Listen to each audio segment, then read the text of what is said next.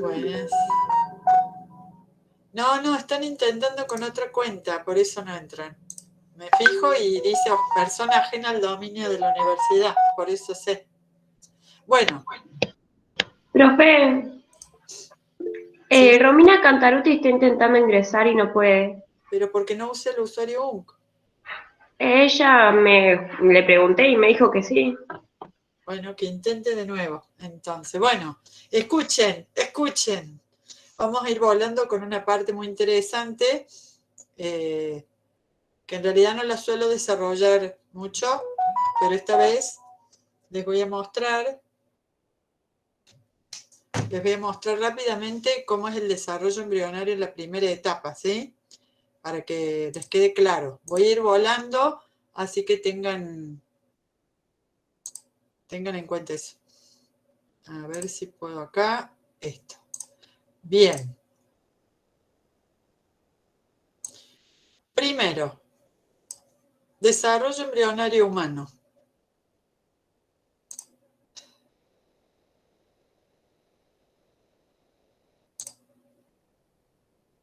Sabemos entonces que la gameta femenina, que en realidad todavía no es gameta, es un ovocito secundario, es liberado, en realidad la cavidad peritoneal femenina, pero es capturado por las trompas y que en este periodo, en el tercio superior o distal al útero, que también se le dice así, tiene que ocurrir ahí la fertilización y la fecundación, ¿no?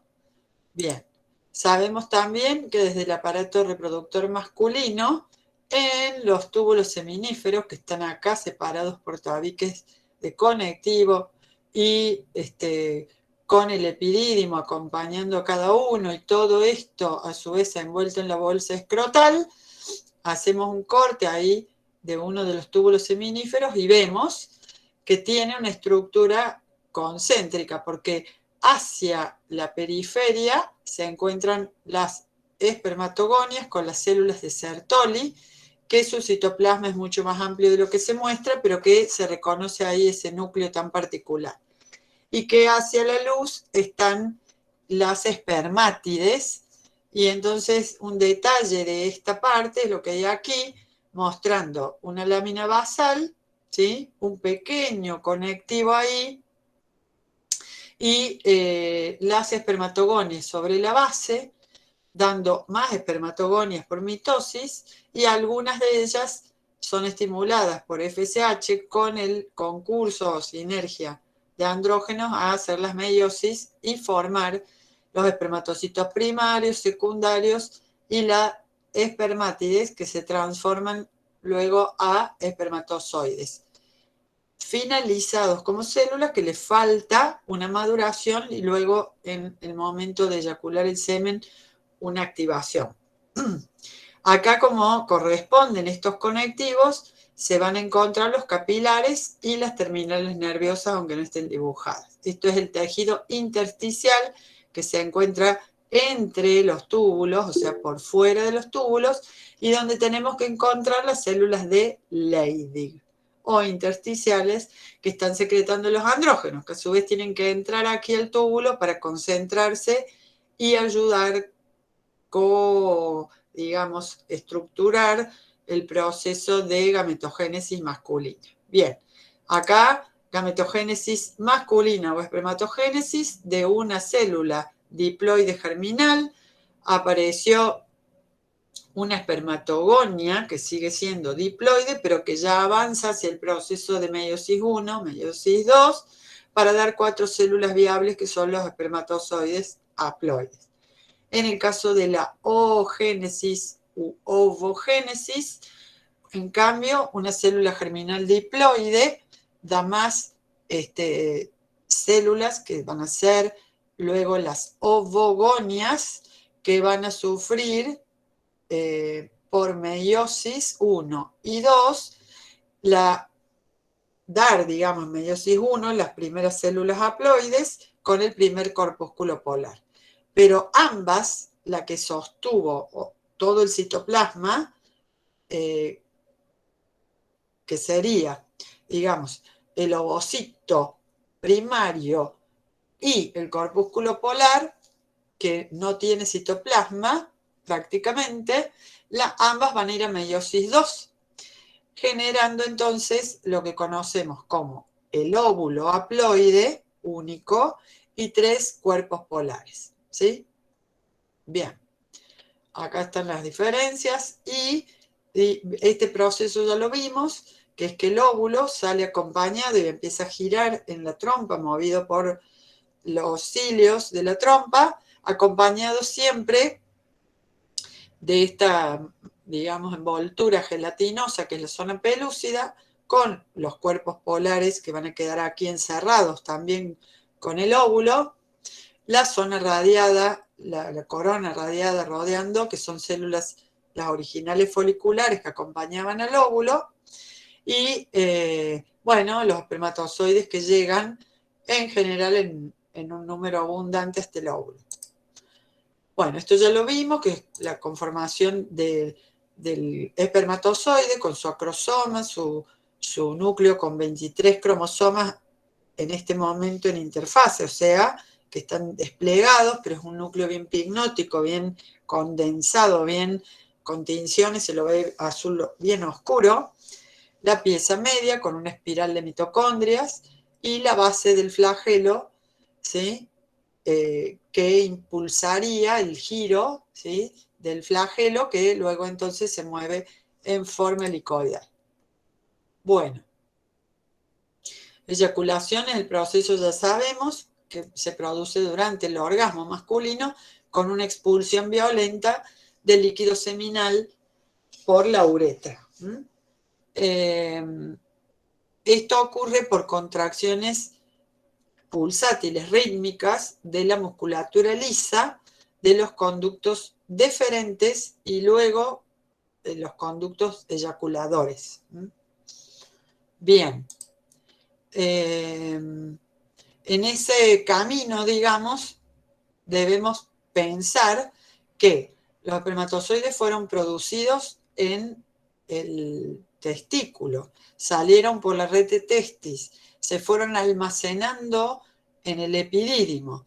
Del epidídimo, en el momento en que se produce la cópula o la masturbación, en ese momento esos espermatozoides van haciendo el recorrido hacia arriba y atrás en el abdomen por el conducto deferente con D para encontrarse ambos luego en el medio, en el centro, y allí reciben el aporte de todo lo que son, por un lado, la próstata, digamos la glándula prostática, las vesículas seminales, que son pares, porque todavía son 2 conductos, vesículas seminales, luego se reúnen, reciben el aporte de la próstata, y la próstata, que está aquí, tiene también una contracción de musculatura lisa, como si fuera una especie de ordeñe, ¿no? O sea, de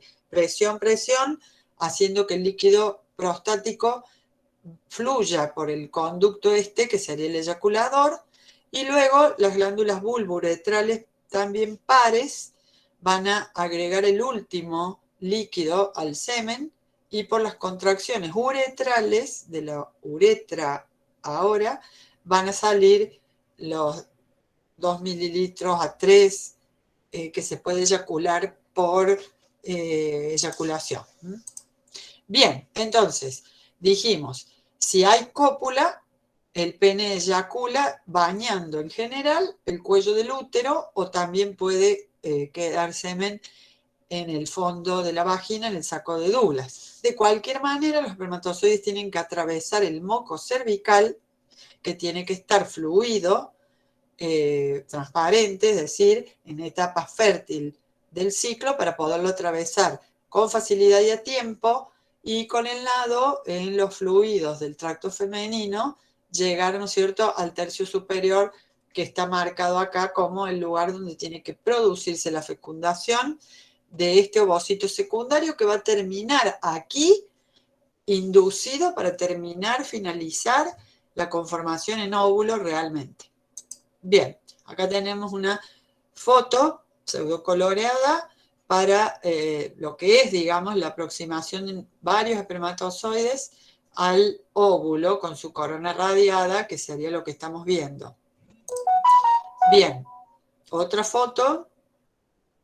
Y acá está lo que se llama la penetración, que es que el acrosoma digiere la corona radiada y las cubiertas del óvulo para poder llegar a contactar ambas membranas. Cuando ambas membranas, esto es un esquema del óvulo, la parte cortical del óvulo, el citoplasma cortical, los gránulos corticales, esto sería la membrana del óvulo, la membrana de la célula en sí, y esto sería lo que se llama la gelatina que rodea el óvulo, digamos, esta túnica que rodea el óvulo, y esto tiene una aproximación del espermatozoide, la utilización del acrosoma para hacer la penetración de estas cubiertas, el contacto de la membrana del espermatozoide con la del óvulo. Este es un proceso sumamente importante porque ahí es donde se hace el reconocimiento de la especie. Por eso un espermatozoide de otra especie no puede, o a veces hay incompatibilidades de infertilidad porque los marcadores de membrana, las proteínas de membrana del espermatozoide no se reconocen con el glucocálice y marcadores de membrana del óvulo. Entonces no hay unión. Pero normalmente sí la hay, por eso estamos acá. Cuando la hay, resulta que esto desencadena un proceso que es la activación cortical, la degranulación, los gránulos hacen exocitosis y entonces entre la membrana del óvulo y las membranas de la cubierta se genera un líquido especial que ha sido proveniente de los gránulos que solo ha dejado o ha permitido que penetre el pronúcleo masculino, pero ningún otro más, porque esto bloquea la entrada de otro espermatozoide o de otro pronúcleo. Esto se hidrata, por eso dice acá agua, se hidrata y se hace más espeso, impidiendo la entrada de otros espermatozoides, impidiendo la polispermia.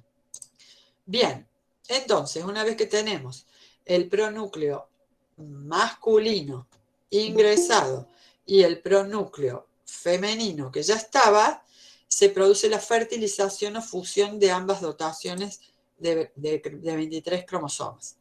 Acá estaba el óvulo en segunda división con su zona pelúcida, ovocito secundario sería en realidad.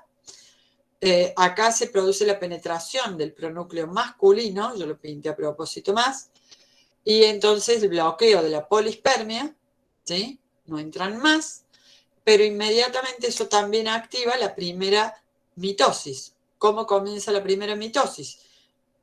Con las hebras de ADN de los 23 y 23 comenzando a enrollarse como en una prófase, es una prófase de la primera mitosis. Se ven en los dos pronúcleos cómo se van viendo los cromosomas. Cuando está la profase avanzada, se los comienza a capturar para llevarlos al plano ecuatorial a una metafase, pero acá ya se produjo la verdadera mezcla de los dos sets, de las dos genéticas, paterna y materna, en lo que ahora va a ser verdaderamente un cigoto. Este es el nuevo ser, ya la mezcla genética ha sucedido. Al producirse la anafase vamos a tener las primeras dos blastómeras o células hijas por mitosis del primer ser, del nuevo ser, o sea, cigoto dura muy poquito, porque enseguida en anafase y citocínesis se obtienen las dos primeras blastómeras o células embrionarias. Entonces lo que ocurrió es que 23 y 23 cromosomas de los dos pronúcleos se han reunido nuevamente en 46 cromosomas, mezclados todos, o sea que eso es el cigoto de la nueva mezcla genética. Esto es una foto real con los dos pronúcleos, la zona pelúcida rodeándolos, los cuerpos polares dentro también de la zona pelúcida y un citoplasma que obviamente proviene del óvulo materno. Bien, acá otro fenómeno es que siempre es el varón el que determina el sexo del hijo ¿En qué sentido? En que la madre siempre va a aportar a partir de una célula madre u ovogonia XX, va a aportar siempre un óvulo con X, porque la meiosis separará los XX hacia células diferentes y una de ellas va a ser un óvulo y la otra un cuerpo polar. Pero siempre entonces el óvulo aporta X como cromosoma del par sexual. En cambio, los varones, al hacer meiosis en sus testículos, generan espermatozoides de 23 cromosomas con uno solo sexual, pero ese sexual puede ser tanto X como Y. O sea, la mitad de los espermatozoides portan un cromosoma X, la otra mitad un cromosoma Y.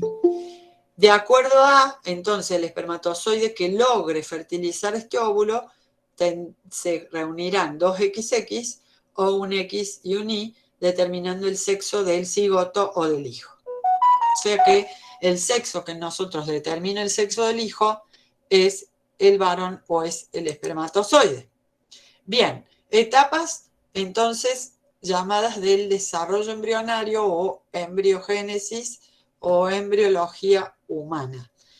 Primero, al producirse la fecundación obtenemos un cigoto que pasa inmediatamente a mitosis, 2 células oblastómeras, estas se vuelven a dividir por mitosis 4, estas se vuelven a dividir por mitosis 8, 16, 32 y así, obteniéndose una mórula, que es un grupo de células macizo, no es hueca, pero que si observan tiene el mismo tamaño que tenía el óvulo original, porque lo que ha hecho es subdividir al cigoto original por mitosis sin tener aporte de sustancias nuevas. Esto está rotando en la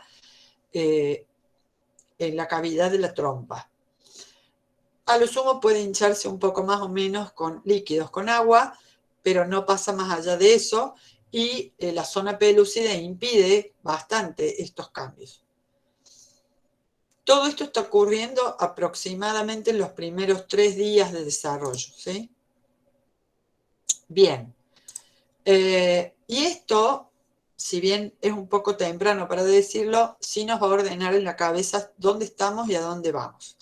Acá arriba tienen 3 periodos importantes en el desarrollo, que es el llamado preembrionario, luego el embrionario y luego el del feto o fetal.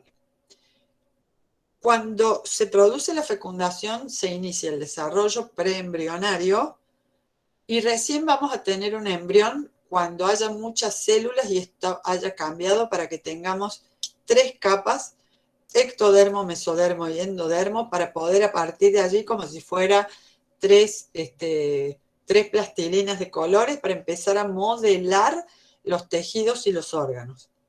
Entonces, en la etapa preembrionaria es todo lo que estamos viendo, todos los cambios que van a suceder, que va a ser el cigoto, primer día, la mórula, más o menos el día 3 hasta el 4, o sea que siempre estamos en la primera semana del desarrollo, y después se empiezan a mover las células y van a generar la blástula, o sea, una cavidad interna, y van a generar 2 láminas, ya vamos a ver cómo, llamándose el embrión bilaminar o disco bilaminar.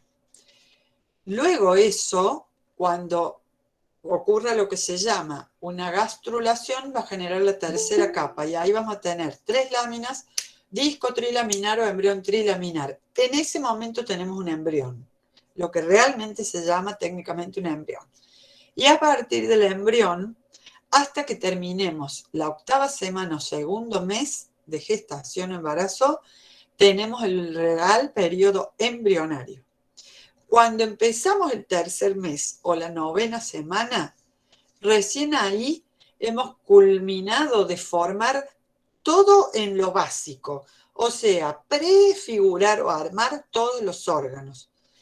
Y a partir de allí, de la 9ª semana a la 38, que dura toda la preñez o embarazo, los órganos se maduran, acomplejan, crecen de tamaño, pero el germen principal de cada órgano estaba aquí al empezar la 9ª semana. A esto le llamamos desarrollo fetal. aumentar de tamaño, terminar de madurar, de generar todo lo fino de las estructuras. Y entonces, durante el desarrollo fetal, básicamente lo que hay es la terminación de la diferenciación de tejidos o de los órganos, mucho crecimiento y comienzan de a poco, más temprano unos, más tarde otros, a funcionar todos los órganos del feto. Y en el periodo fetal se culmina también la maduración y sostenimiento y funcionamiento de la placenta, que en realidad va a comenzar a formarse y armarse en el periodo embrionario. Entonces, esto es sumamente importante que lo tengamos en cuenta ahora. Bien, vamos ahora entonces a ver acá, ¿qué dice? Bueno, buenas tardes. Y los que están entrando, que no entren más con otro mail, por favor, que no sea LUNC. ¿Me escuchás? Sí. Ahí en el grupo avisaron un par de alumnas que les sale la leyenda que no las deja entrar con el usuario MiUNC, que tienen que intentar con otra cuenta. Cantaluti, Moreno, y no me acuerdo cuál es el otro chico, yo te digo. Bueno, que intenten. Mandaron la foto de la leyenda que les sale, que no les permite entrar con el MiUNC. Bueno, que intenten de nuevo entonces, las dejo entrar. Bueno, etapa preembrionaria, también llamada germinal por germen semilla. En la primera semana hemos logrado tener de la célula huevo, cigoto, 2, 4, 8, 16 blastomeras, la mórula, pero en la mórula empieza el movimiento o migración. Ay, ¿cómo escriben el grupo? Bueno, el movimiento o migración de las células que empiezan a moverse para retirarse a la periferia, secretar un líquido acá, y se forma la cavidad del blastocele generando lo que se llama una blástula. Seguimos en preembrionario, mórula a blástula, y de la blástula, o sea, acá tenemos lo mismo, mórula, blástula. En la blástula, a su vez, se van a empezar a diferenciar, además de la cavidad del blastocele, dos grupos de células, se van a seguir moviendo. Unas van a quedar todas ubicadas en la periferia y se va a formar otro grupo que va a empezar, o siguen todas con mitosis siempre, pero este grupito se va a quedar dentro de las otras y se va a retirar hacia un lugar único dentro del blastocele. Entonces, la blástula va a formar lo que se llama un blastocisto. Cisto es vesícula o cosa redonda. El blastocisto, entonces, es una estructura formada por unas células periféricas, la cavidad del blastocele, y unas células en masa internas que están solo en un lugar de esta estructura. Esto es muy importante porque, dos cosas. Esta es la única estructura que puede implantarse, o sea, adherirse al endometrio materno y embarazar a la mamá. Básicamente es eso. O sea, la única estructura que puede adherirse al endometrio materno, hundirse de a poco en el endometrio materno, que significa la implantación o anidarse, es el blastocisto.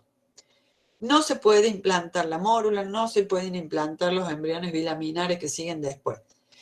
¿Qué contiene esto? El blastocisto tiene dos grupos celulares diferentes. El periférico se llama trofoblasto y el interno se llama masa celular interna, macizo celular interno o embrioblasto. La palabra nos está diciendo un poco a qué se van a dedicar cada uno de ellos. El embrioblasto es el real cuerpo futuro del embrión. Son las células que van a formar realmente el cuerpo del embrión. Mientras que el trofoblasto, trofo, alimento, comer, son las células que se van a encargar básicamente de generar los anexos embrionarios. El corion, luego la placenta, todo lo que va a ayudar a que ese embrión del embrioblasto pueda unirse al endometrio útero materno, generar las estructuras que lo van a sostener, alimentar, etc. Bien, entonces, acá tenemos un gráfico donde se puede ver cómo esto es el endometrio del útero, en una vista, digamos, en un corte de un útero del lado izquierdo. Acá está toda la mucosa uterina y acá debajo está todo el músculo miometrio del útero. Esta es la cavidad uterina. Y acá arriba estaba la trompa izquierda, que es lo que ustedes tienen acá en el gráfico. Venía el óvulo, se fecundó. Luego el embrión de blastómera, mórula, y formó el blastocisto justo, entró el blastocisto en el día 6 o 7 y implanta en el día 7, que quiere decir, hay un blastocisto que se adhiere al endometrio materno y que desata una locura en donde el trofoblasto, las células de afuera, mitosis, invaden un tejido que es ajeno, porque la mamá no tiene la misma genética de este ser, que es el hijo, pero está permitido fisiológicamente, programado fisiológicamente. Es el caso en donde los tejidos de un ser invaden a otro con permiso. El trofoblasto comienza a profundizarse y por lo tanto a profundizar a este preembrión dentro de la mucosa uterina. Día 8, día 9 y así seguiremos. ¿Qué le pasó a ese trofoblasto? Que al ingresar al endometrio materno, ya lo vamos a ver mejor, se empieza a escindir en dos capas diferentes. Dos tipos de tejido diferentes, mientras nosotros en el embrioblasto, que era este original, vamos a ver muchos cambios también. Todo esto es el embrioblasto y está cambiando mucho. Acá, como ven, hay un trofoblasto que todavía sigue estando, acá hay un embrioblasto cambiando mucho y acá hay también un trofoblasto muy cambiado. Y esto rojo que hay acá no son gusanitos rojos, son justamente los vasos maternos, los capilares y sinusoides venosos maternos, sinusoides circulatorios maternos que están en el endometrio. ¿Por qué? Porque estos vasos son los que este trofoblasto del embrión va a ir a romperle la pared, acá lo está haciendo ya, va a romper y dejarse bañar, va a ser un caso extraño en donde toda nuestra circulación que es cerrada en el endometrio femenino va a permitir que se rompan los vasos como en una circulación abierta y bañen a las células de este trofoblasto, ya vamos a ver cómo. Bien, en días. Fecundación, cigoto, día 0. En el día 1, 2, 3, mórula. Blástula, 5, 6, depende del gráfico que vean. Día 6 seguro tenemos que estar formando el blastocisto, porque el día 7, como mucho, anidamos o nos instalamos en el útero materno. Acá tienen otro gráfico básicamente de lo mismo, ¿no? Bien. Y de nuevo, estamos entonces, hemos terminado la primera semana donde ocurrió que la implantación, y arranca con, esta la pueden poner tanto acá al final o ponerla al principio de la segunda. Lo que sí, migración y movimiento de células hay tanto en la primera como en la segunda semana, ¿no? Bien. Azul Díaz y Romina Cantarutti me sigue diciendo que intentan entrar con otro usuario. Bueno.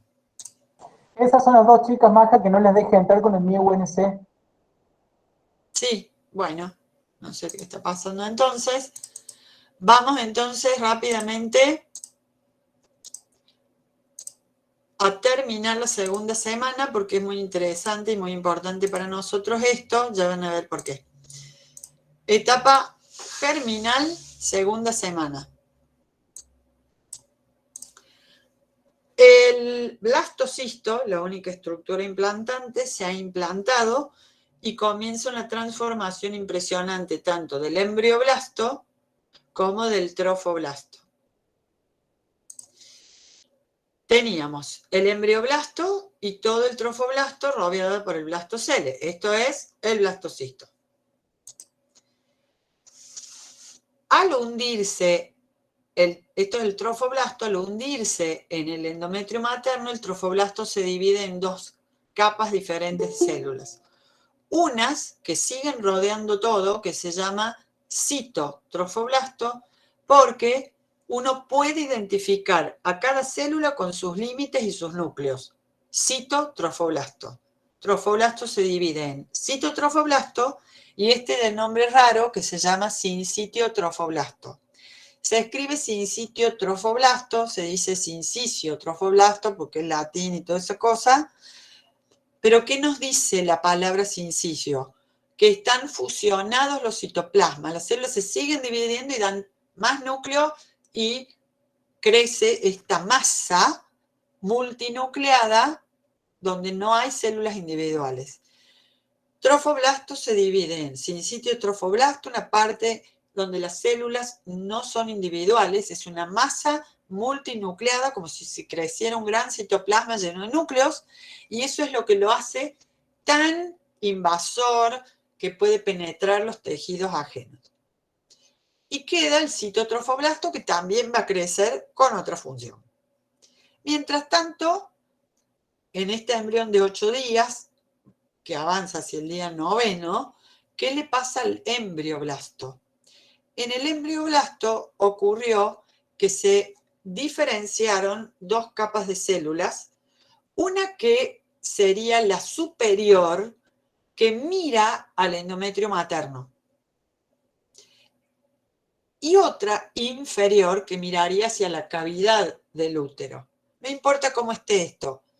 El tema es que es importante porque acá se ha definido qué va a ser nuestra espalda o dorsal, que sería el azul, la capa de arriba, y qué va a ser ventral, que es la capa amarilla o debajo. Se acaba de formar lo que se llama un embrión bilaminar, con la capa superior y la capa inferior. Yo acá no les voy a hacer lío. Supongamos que directamente ya le ponemos el nombre de ectodermo, que sería una capa como si fuera toda nuestra parte dorsal, nuestra espalda.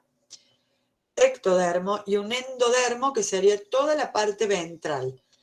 Más o menos asociémoslo a la parte azul, en este caso, que está pintada de azul. El ectodermo sería quien va a dar todo lo nervioso y toda la epidermis. Y también las neuronas de los ojos, de la retina, los nervios auditivos, nervios, sistema nervioso y epidermis. Y la de abajo, que sería el endodermo, nos tendría que dar todo ese epitelio de la mucosa de todo el tubo digestivo, todo el epitelio de toda la parte de los alvéolos, del epitelio que recubre la tráquea, los bronquios y las bolsitas de los alvéolos, o sea, lo respiratorio, y los anexos, o sea, todo el epitelio del hígado, que también es un anexo digestivo, el del páncreas, etc. Básicamente estoy diciendo ectodermo, nervioso piel o epidermis, y cosas parecidas como las uñas, la conjuntiva del ojo, los cabellos, los vellos, y endodermo, todo lo que serían los recubrimientos internos del tubo digestivo, el epitelio y los tubos respiratorios, los anexos del digestivo también. Iba a decir algo más. Bueno, lo dejo ahí. Bien. Esto es un embrión que ya va desarrollando más su sincitio trofoblasto y su citotrofoblasto. Acá se ve bien el embrión bilaminar. Y arriba, en la capa de arriba, es como que de la misma capa azul, unas células secretan líquido y se empiezan a separar por el líquido. Y queda una capa fina arriba y una capa gorda abajo de la misma capa dorsal, generando el líquido amniótico y generando lo que va a ser la cavidad amniótica. La cavidad amniótica con el líquido amniótico va a crecer después y va a rodear por fuera y por abajo a todo el embrión y luego al feto, y eso va a ser la bolsa de aguas que va a acompañar hasta el parto al feto. O sea, acompaña por ahora por arriba de la capa dorsal al embrión y luego va a crecer esa membrana amniótica o amnios que está acá chiquitita y va a rodear a todo el embrión y luego a todo el feto, quedando agarrado con el cordón umbilical y rodeado de todo ese líquido como si flotara en el líquido en el amnios. Ustedes me van a decir, ¿esta cavidad que está abajo es ya la del tubo digestivo? En nosotros no, en los animales más simples sí, pero hay un proceso más allí. ¿Qué está pasando acá en el día 13º, o sea, casi a punto de terminar el periodo preembrionario? O sea, casi al terminar los 14 días o segunda semana. Que el sincitio trofoblasto invadió todo, ya esto está bien hundido en el endometrio, se están formando lo que se llaman las vellosidades, digamos coriónicas para que no se le haga lío a ustedes, que van a ser una mezcla del trofoblasto del embrión, que se va a llamar corión, o sea, las células detectables del citotrofoblasto del embrión van a ser como papilitas, eso va a ser el corión, y van a ser las vellosidades coriónicas, pero no se las puede dividir o escindir del tejido materno y los vasos maternos que la van a rodear y que van a conformar toda esa vellosidad coriónica. Por eso después ya no se puede hablar, el corión es del embrión y es el que secreta la HCG o la gonadotrofina coriónica humana, la HCG,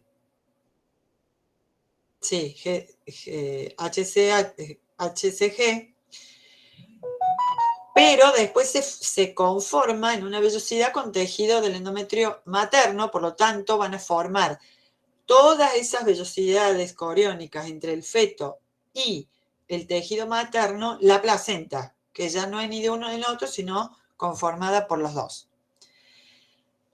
Bien. Y acá se observa lo que sería el endodermo, el ectodermo, la membrana amniótica, el líquido amniótico, y acá se sigue viendo citotrofoblasto y sincitio trofoblasto con las lagunas trofoblásticas o de sangre, digamos, materna, porque ha roto ese corión los vasos. Miren acá cómo les marca qué es el corión.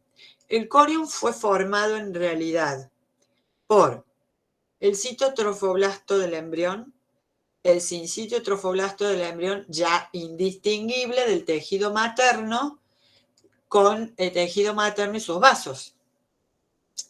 Todo eso va a rodear o está rodeando, digamos, al embrión, y todo esto hay que, digamos, separar ahora el embrión para que se alimente de esto, que va a ser la placenta, se separe y quede unido solamente por un cordón que va a ser el cordón umbilical.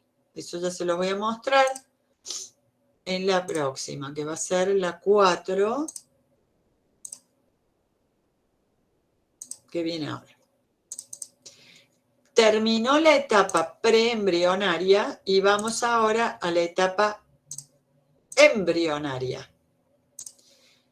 ¿Cuándo empieza la etapa embrionaria? En el día 15, digamos, inicio de la tercera semana. ¿Por qué? Porque voy a tener un embrión ahora de 3 capas o trilaminar. ¿Qué pasó? Por un proceso que se llama gastrulación, resulta que las 2 capas del embrión van a formar una tercera al medio, formando el mesodermo, que acá está en amarillo. Acá está el embrión de 2 capas, azul y roja, y va a aparecer una amarilla, o en este caso verde, al medio, formando el embrión trilaminar. La capa nueva es el mesodermo.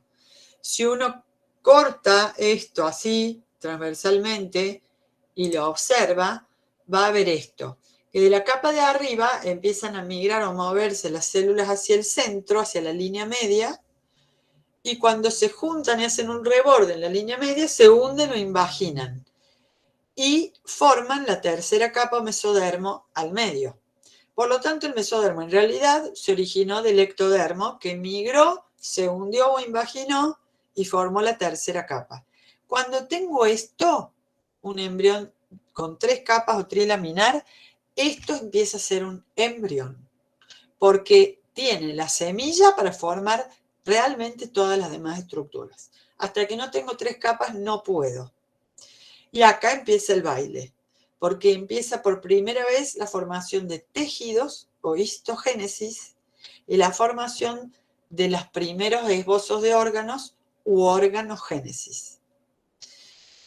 Por ejemplo, se elevan estas capas hacia arriba, el endodermo, la capa de abajo, arma un tubo a todo lo largo que se cierra por abajo y va a formar lo que sería el epitelio del tubo digestivo. Pero la capa de arriba, el ectodermo, se eleva, se hunde al medio, hace una canaleta, que es el surco neural, y lo cierra para arriba y forma a todo lo largo del embrión un tubo cerrado, que es el tubo neural. Al hacer esto, entonces, fíjense, endodermo, que se va a cerrar por abajo, epitelio del intestino, por ejemplo, del estómago. Luego tenemos mesodermo, que acá está en rojo, y ectodermo, que se fue hacia el centro, se hundió para formar mesodermo. ¿Cómo se ve de afuera? Como una línea que progresa hacia atrás, porque se están hundiendo las células para formar el mesodermo. ¿Qué tenemos entonces a partir del ectodermo? El hundimiento y cierre de un tubo para arriba, que acá está en verde, digamos, y que va a terminar formando, acá se lo voy a mostrar, esto, una canaleta neural, surco neural se llama, y que luego se va a cerrar arriba y va a formar todo el tubo neural, ¿sí? Y esto, el amarillo acá se va a cerrar para abajo y va a formar el endodermo tubo digestivo. Acá tenemos un embrioncito donde este endodermo se va a cerrar a todo lo largo hacia abajo y va a formar esto, que es el intestino primitivo o tubo digestivo primitivo. Mientras que solo acá en el centro, donde va a quedar el ombligo, digamos, solo ahí va a quedar abierto hacia abajo, porque ahí va a formar, ¿qué cosa? El cordón umbilical.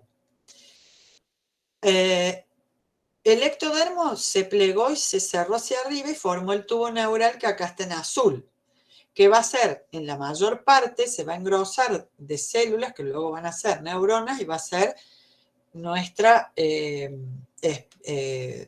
espina dorsal, digamos, y hacia adelante va a ser las vesículas encefálicas para formar el encéfalo y el cerebro.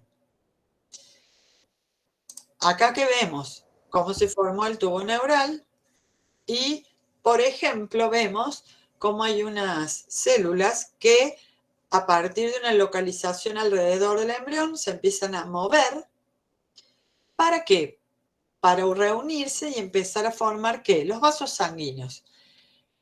Otro grupo de células en la parte media van a formar dos vasos gordos en la parte media, como cuando termina la cabeza básicamente, la futura cabeza, se van a unir al medio, estos dos grandes vasos, se van a tabicar transversalmente y van a generar lo que sería el corazón primitivo, con un anterior, un posterior y 4 cavidades. Lo gracioso acá es que este corazón primitivo se va a tener que unir a estos vasos que se están formando por todo el embrión, y decía que lo gracioso es que va a rotarse toda esta estructura del corazón primitivo, de manera tal que lo que vemos acá abajo, en realidad va a terminar arriba, porque son las aurículas.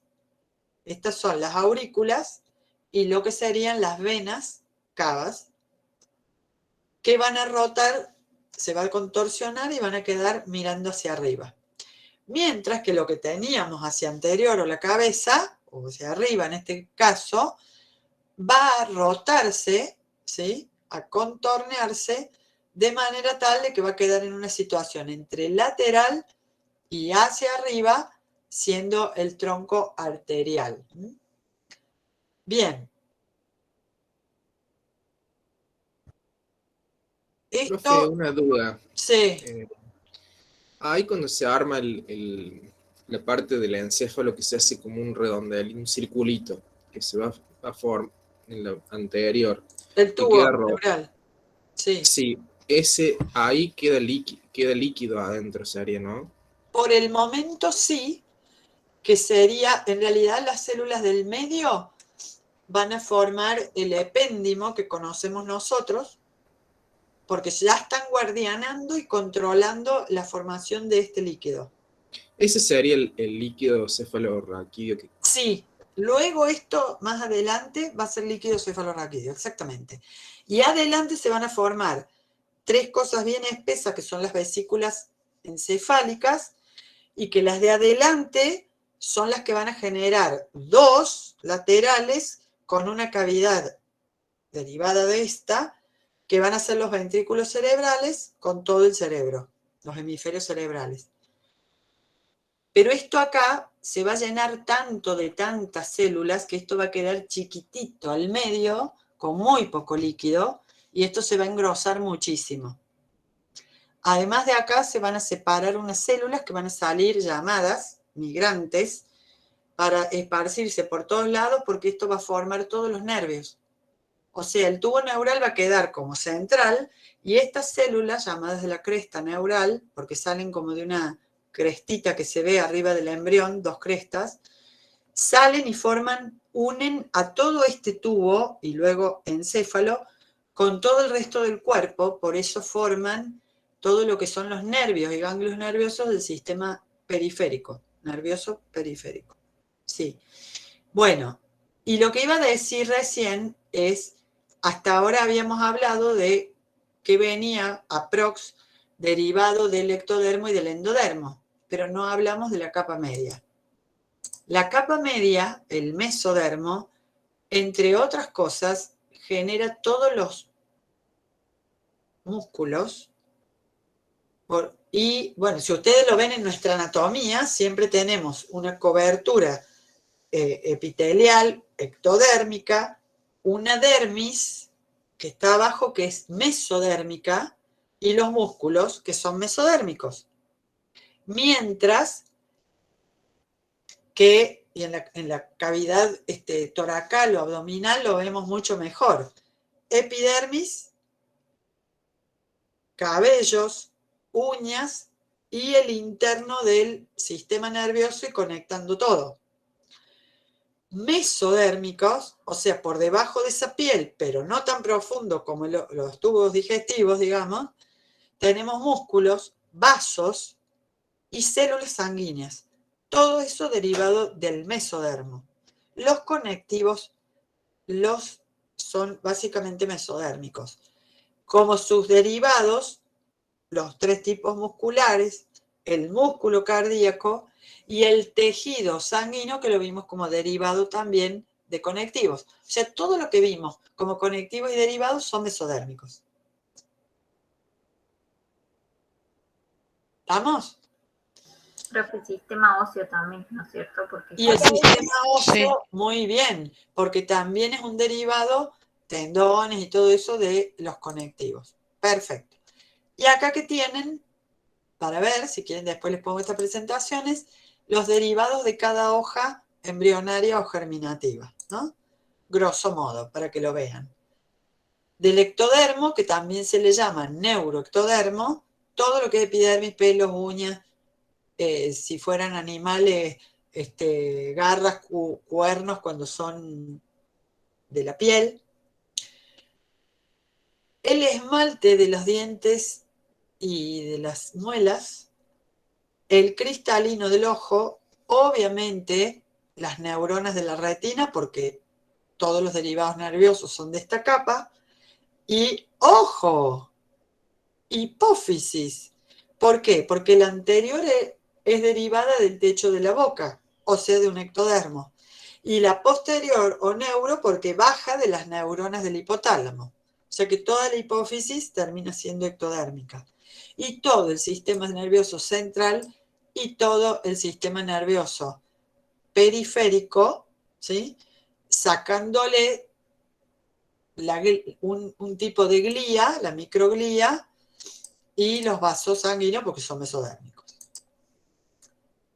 De lo que se llama la cresta neural, o sea, estas células que se separan de todo el tubo neural y empiezan a moverse por todo el cuerpo, van a formar todos los nervios del periférico, pero muy importante, a nivel cráneo, digamos, a nivel cabeza, el tubo neural original queda por un ratito abierto hacia anterior y las células de la cresta proliferan mucho y descienden a reunirse a lo que es el macizo facial. Todo eso que está marcado ahí en verde son células de la cresta neural. Por eso, todo esto en realidad es todo el macizo facial, aunque tengamos huesos, músculos, y es cierto, es derivado del neuroectodermo. Y por eso también todo lo sensorio importante está acá, porque es lo que nos conecta con el exterior, el neuroectodermo. Cuando estas células tienen que viajar entonces del borde del tubo neural, ir haciendo mitosis, bajar y encontrarse al medio. Por eso también forman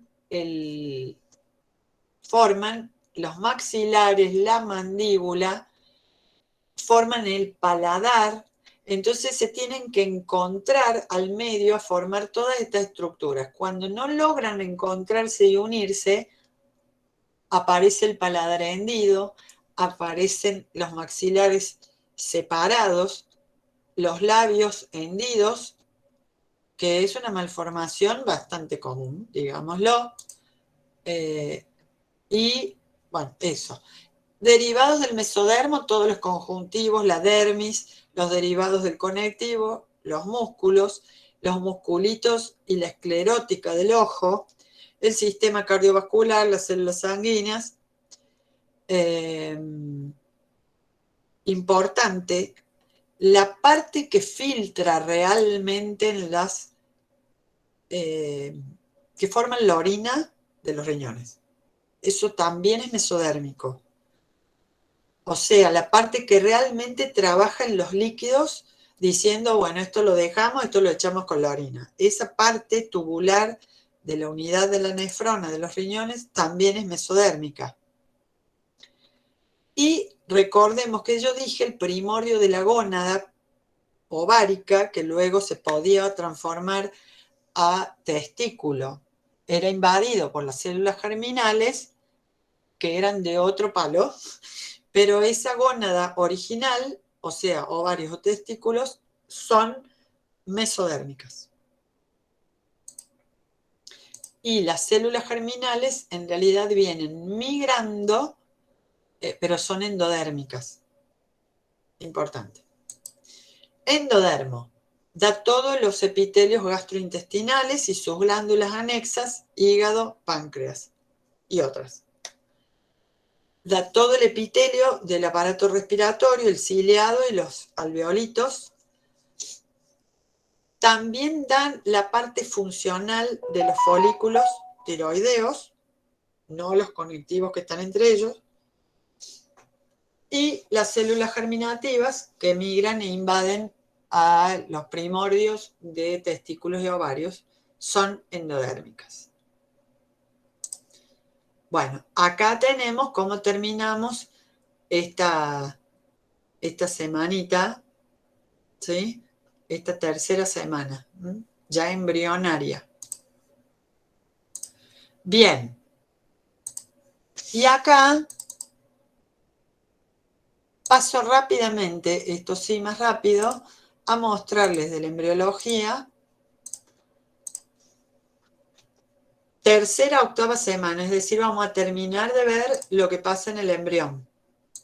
Porque vamos a estar acá, terminando el periodo embrionario para ya después arrancar el fetal.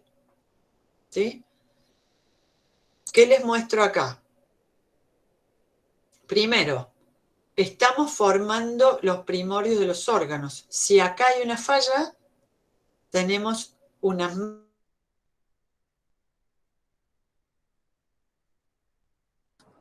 Profe, se silenció. Apagó su micrófono, profe.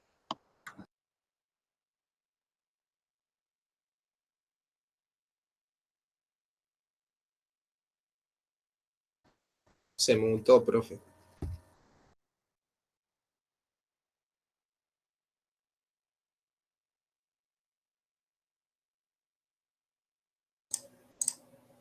A ver allí, ¿se oye? Ahí sí, profe. Ahí sí, se escucha. No, me dio un error. Dice el micrófono se apagó, no funciona, no sé qué. Bueno. Estaba diciéndoles que en esta semana es la que tenemos que prestar atención todos, tanto damas como varones, como laboratorio. ¿Por qué? Porque se están formando los órganos, están armándose la estructura de los órganos. Cualquier cosa que dañe o no ocurra bien en esta etapa de formación organogénica provoca una malformación, o sea, una teratogenia. Pero además, estamos hablando de que estamos en tercera, cuarta, quinta semana. Recién está por aparecer o apareciendo la primera falta menstrual. Lo que estamos diciendo es que muy probablemente, si hacemos una macana o nos exponemos a agentes teratogénicos, ni nos hayamos enterado de que había un embarazo. Estamos acá. Miren, en el embrión están separándose células, hundiéndose, rodeándose una con la capa de la otra, formando todo lo que es nervioso, formando estos paquetes de músculos, en principio segmentarios, o sea, cada segmento de esto tiene su músculo, que después va a ser una vértebra rodeando este sistema nervioso, que después van a ser músculos de cada segmento corporal, aunque después se corran, se suban, se bajen, pero se están formando todos los órganos, ¿sí?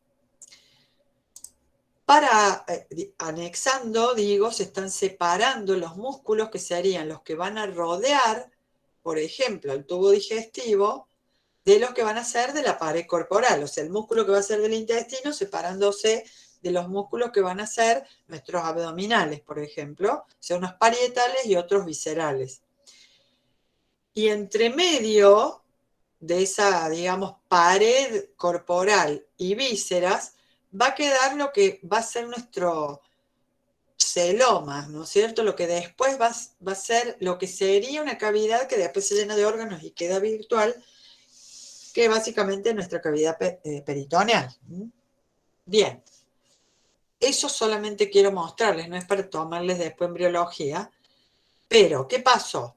Miremos ahora de costado este embrión, que tiene un tubo de endodermo de epitelio digestivo amarillo que va desde acá, que se va a perforar una cavidad ahí, que va a ser la boca, hasta el ano. Todo cerrado hacia abajo, excepto al medio, donde queda comunicado con su futuro alimento, y esto sería el intestino medio abierto a lo que va a ser el cordón umbilical. También se han formado el tubo neural, ¿sí?, a dorsal, con las vesículas encefálicas. También se han formado vasos importantes del mesodermo con el corazón primitivo de mesodermo y las primeras células sanguíneas que se están formando adentro de los vasos. También hay un esbozo de hígado, un esbozo de hígado acá saliendo del tubo amarillo, un esbozo de estómago que se está ampliando, y miren acá eso celeste. Eso celeste es a partir del tubo digestivo de endodermo, más o menos a esta altura, sale una bolsita evaginada que se divide en dos. Y cada una de esas evaginaciones se dividen en dos, y van a armar el árbol bronquial. O sea, eso es el primordio del divertículo respiratorio. O sea que los pulmones y el respiratorio salen por eso del endodermo. Bien, así se van dividiendo y formando lo que sería el epitelio de los bronquios, tráquea, bronquios, bronquiolos, y así hasta que lleguemos al final y tengamos una pelotita sola de células que serían los alveolos. Bueno, y acá está cómo se forma el sistema nervioso y muchas cosas más. Esto, cuando estamos en la cuarta semana, tenemos un embrión de 3,3 milímetros, 3 milímetros más o menos, y en algunos casos a veces se comienza a ver algún latido, aunque muy irregular y muy escaso, del corazón, que comienza a veces su latido. Bueno, esto es una vista frontal cuando hemos terminado la séptima semana, cuando estamos, sí, en la séptima semana. Acá se ven la vesícula cefálica anterior, que ya se dividió en dos, prefigurando el cerebro izquierdo y el derecho, la medial, que sería el mesencéfalo futuro, y el romboencéfalo, que es el que se dobla y que va a dar el puente de Barolio y el bulbo raquídeo. Se ve como el ectodermo está formando las placas de lo que va a ser el párpado y bueno, y ahí el nervioso está armando la retina, etc. Y el gran corazón que está ocupando acá gran parte con ese tubito digestivo. Acá todavía falta o no se ve bien porque está doblado la perforación bucal, ¿sí?, y anal.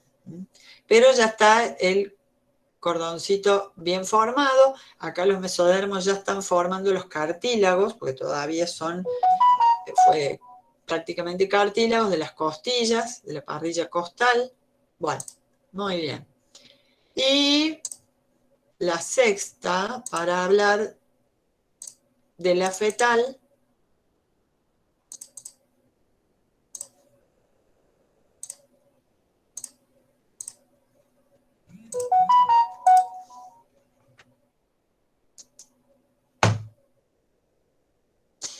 la etapa fetal, entonces, vamos a ir desde el tercer mes, o sea, desde la 9ª semana, en realidad, hasta el parto. Lo que quería mostrar de acá es, van a culminar de desarrollarse todos los órganos y solo les queda aumentarse su complejidad y tamaño. Ese saco amniótico se ha extendido y rodeado a todo el embrión. El líquido amniótico son más o menos cerca de 1 litro, porque después esto es puro feto y poco líquido hacia el final, pero va a terminar siendo más o menos unos 800 mililitros de líquido amniótico. El feto va a ir creciendo y aumentando de peso desde unos escasos gramos hasta conseguir en un término medio de buen peso al nacer, unos 3 kilos a 3 kilos y medio. Los niños que tengan desde 2 kilos 800 o menos ya se considera que están con un poco de bajo peso al nacer, y ni hablar los que nacen con 1,5 kilos, que son extremadamente bajo peso al nacer. Como verán, todavía en esta etapa, el tercer mes, no presiona sobre el cuello uterino o cervix de la mamá. Va a ir cambiando la posición porque se va abriendo lugar en los órganos de la mamá. Y acá es importante destacar que mientras aumenta el tamaño, básicamente en general con la cabeza hacia arriba y demás, hasta el 7º mes, acá hay una anatomía femenina afectada y todo el cuerpo de la mamá afectado, pero observen que también en esta localización, este útero dilatándose, va disminuyendo el espesor de su pared, aunque sigue siendo elástico y musculoso, y apoyándose sobre los órganos urinarios, vagina, apretando la vejiga urinaria. O sea, a las mamás llenan la vejiga, pero enseguida sienten la presión del feto y la necesidad de evacuar la vejiga, porque el reflejo de micción se les desata por aumento de la presión vesical. Bueno, en el 7º mes, el feto rota y se ubica cabeza abajo. Y la cabeza es lo de mayor peso y tamaño, entonces va a presionar el cérvix materno desatando los reflejos del parto. Queda así para iniciar en este cuello las dilataciones que dan la oxitocina, que va a hacer contraer este útero y empezar los pujos maternos para el parto, que eso lo va a explicar Federico. El parto tiene estas 3 etapas básicas: dilatación, que sería dilatación del cérvix con las contracciones del miometrio para presionar sobre el feto, haciéndolo descender por lo que ahora va a ser el canal de parto.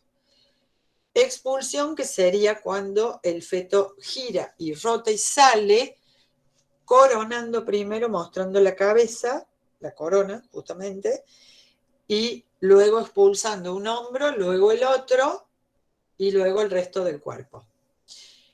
Una vez que salió el feto por la expulsión, va a quedar el cordón umbilical todavía unido a la placenta en el interior del útero, entonces no cesan las contracciones para producir lo que se llama el alumbramiento, que es la expulsión de la placenta, o sea, se despega la placenta del resto del tejido del útero y sale la placenta provocando lo que es el alumbramiento.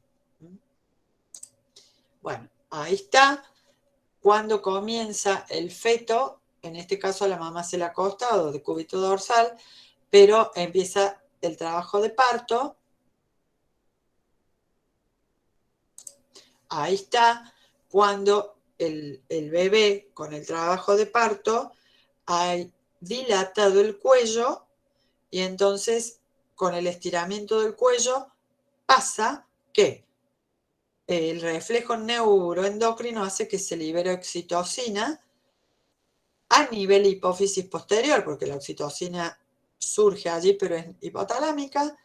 Esta llega al útero, hace que aparezcan las contracciones uterinas mediadas por prostaglandinas, o sea, la oxitocina genera que las células del miometrio generen prostaglandinas, y eso más la oxitocina misma abonan, digamos, las contracciones uterinas. Pero acá hay una retroalimentación positiva, que mientras más se contrae, más estira el cuello, entonces más oxitocina, más prostaglandinas y así. Cada vez las contracciones son más frecuentes y más fuertes, y el feto entonces desató con su descenso este circuito de retroalimentación positiva, que en algún momento ya logra que las contracciones sean tan fuertes que atraviese el canal de parto, provocando la expulsión, y entonces eso corta o inhibe o corta todo el circuito de, porque apaga el estímulo, entonces cesa el estímulo y cesa el circuito. Acá está el bebé, como primero acomoda la cabeza en el canal de parto, dilatando los huesos de la pelvis materna. Se borra, esto se llama borramiento, se borra el cuello del útero y no se lo distingue de la vagina, porque todo ahora es canal de parto. ¿Sí? Acá está el intestino materno, para que lo vean, y acá está la vagina, ¿no? Todo se ha hecho lo mismo, canal. No se sabe cuál es, se sabe, digamos, esto es el útero, pero acá está la vagina y todo es ahora canal de parto. Y acá ha quedado arriba en el útero y a un costado, cualquiera, la placenta. Entonces acá está la fase del trabajo de parto, digamos, o dilatación. Acá empieza la expulsión y acá termina con el alumbramiento, la eyección de la placenta. Bien.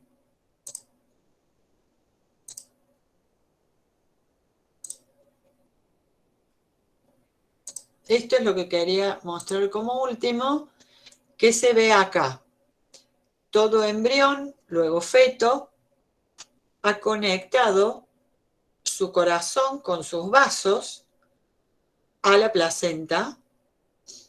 Y acá hay que pensar al revés.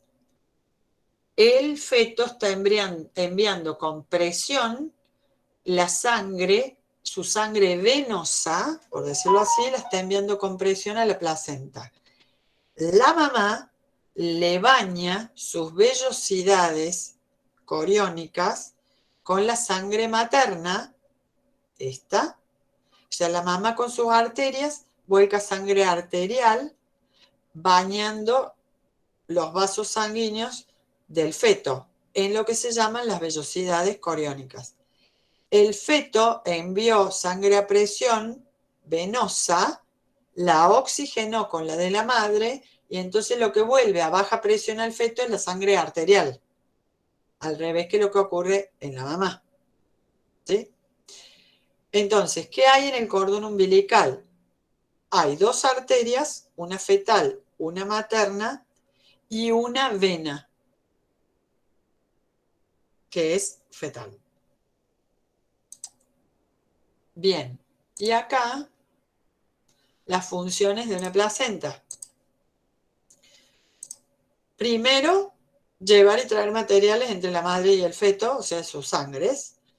Hay de todo, difusiones facilitadas, transportes activos contracorriente, antiporte, sin porte, todo, pienocitosis, lo que quieran. Obviamente va a haber todo lo que es nutriente, oxígeno, glucosa, fructosa, lípidos simples, aminoácidos, proteínas de la sangre materna al feto, pero también van todas las drogas, remedios y demás que haya tomado la mamá. También va el alcohol, y en gran medida. También pasan algunos virus, los que provocan daños a los fetos, que son el virus rubéola, el sarampión, el HIV, ¿sí? La madre es portadora. Los tripanosomas cruzi del Chaga, el de la toxoplasmosis, el toxoplasma gondii, las bacterias de la sífilis, y del feto a la madre que va la excreta, el CO2, exceso de electrolitos o sales, y cualquier producto de desecho del metabolismo, como por ejemplo la urea, el ácido úrico, cuando ya esté más desarrollado. La otra función importante, además de los transportes, son las secreciones de hormonas. Recordemos que la placenta libera a partir del tercer mes, luego asume la función que era propia del embrión, que es liberar gonadotrofina coriónica y progesterona, o sea, las dos, para sostener el embarazo. Pero también libera una dosis más de estrógenos y algo de hormona tirotrófica, ¿sí? Porque recordemos que la tirotrofina y las somatotrofinas o las GH eran necesarias para cualquier crecimiento normal con el metabolismo ajustado para eso. Bueno, esto ya lo vimos. Esto es la implantación normal y anormal de los blastocistos. El blastocisto en forma normal tenía que implantarse en la parte superior, digamos, del cuerpo del útero, y estas son implantaciones ectópicas. Se pueden implantar en cicatrices de cesáreas viejas, en el borde o en el cuello del útero, fuera en el peritoneo, en el ovario mismo, o sea, se pueden volver a implantarse en los ovarios, en la parte de las fimbrias de la trompa o el infundíbulo que se llama, en alguna parte de la trompa, justo antes de que entre el límite entre la trompa y el útero, afuera en las paredes de los intestinos, en la pared de la vejiga, todo eso puede ocurrir. Y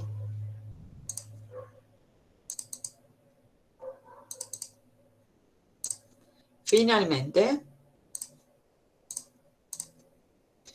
¿cuándo ocurre la gemelaridad y la teratogenia?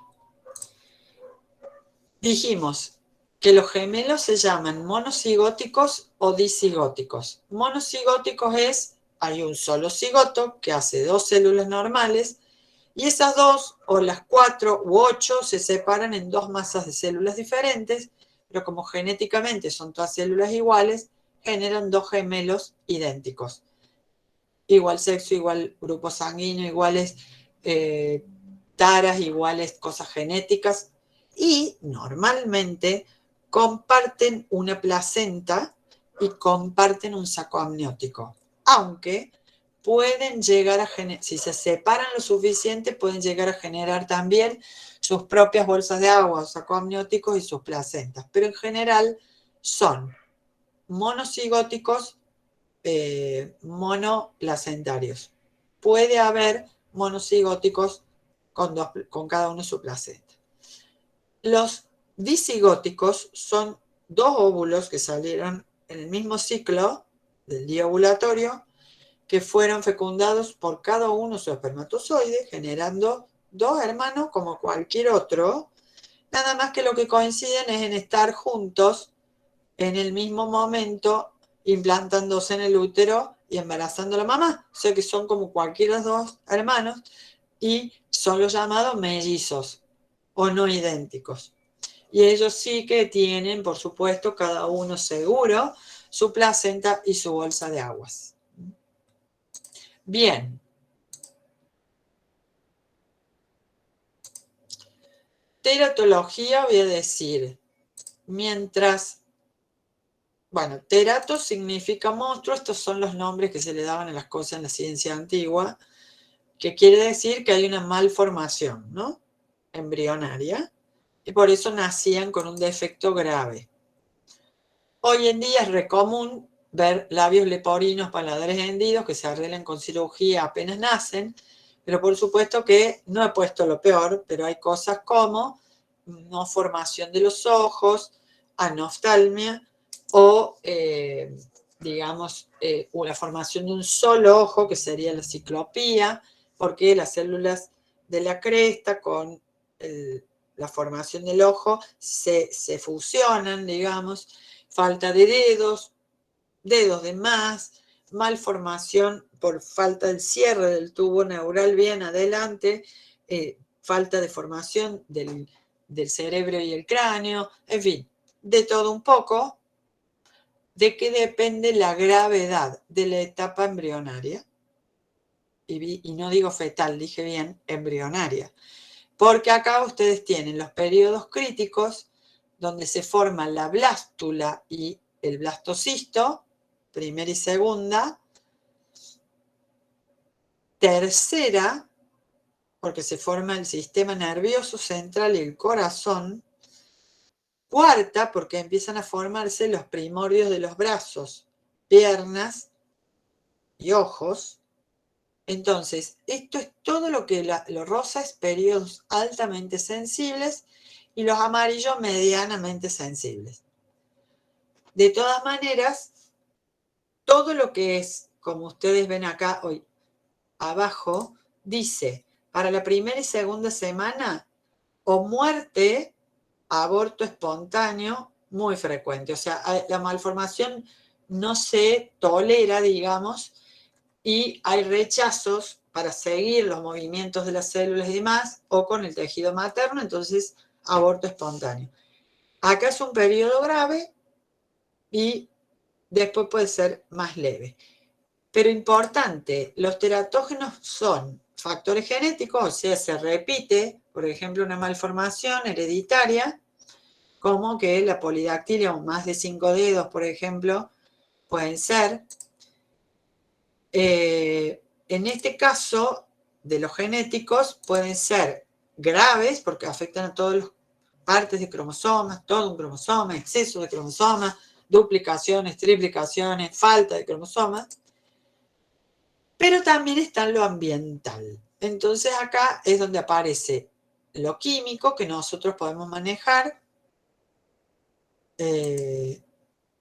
porque, por ejemplo, acá están los pesticidas, los venenos, los usemos para el agro, los usemos en casa, en fin, algunos se prohibieron por eso.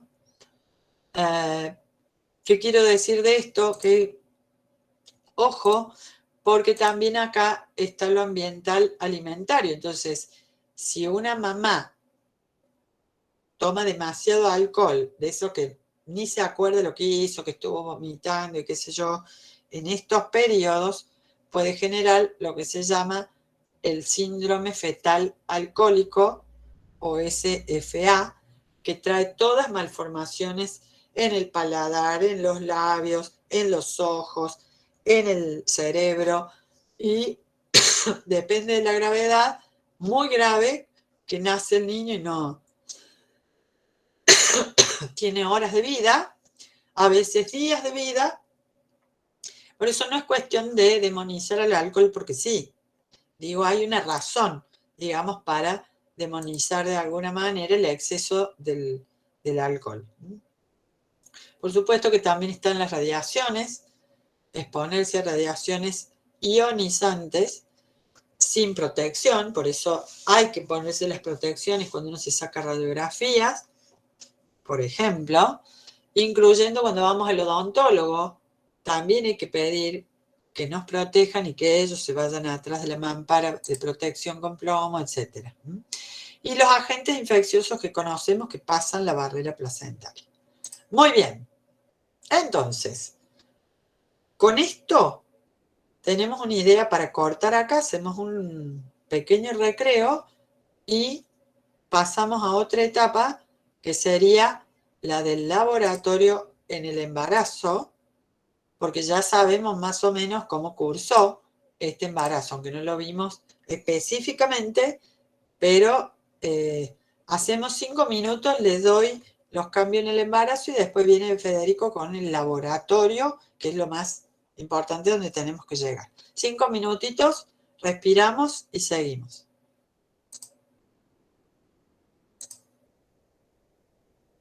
Sí, subo los power.